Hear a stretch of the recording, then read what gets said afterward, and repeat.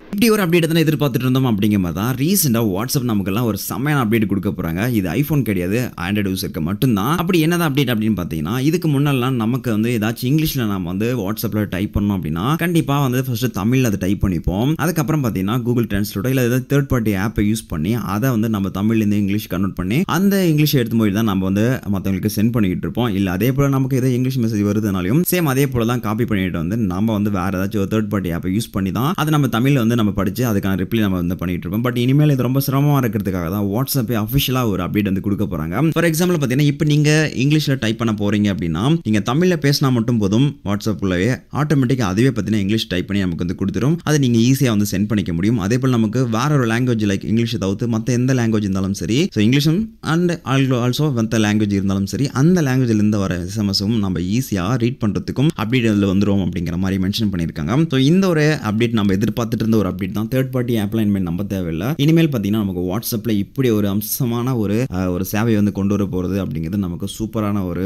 விஷயம் தான். ஸோ இதை பற்றி நீங்கள் நினைக்கிறீங்க அப்படிங்கிறதே மறக்காம கமெண்ட் லீவ் பண்ணிக்கோங்க. அண்ட் இந்த வீடியோக்கு லைக் நம்மளோட சேனல் சப்ஸ்கிரைப் பண்ணி வச்சுக்கோங்க.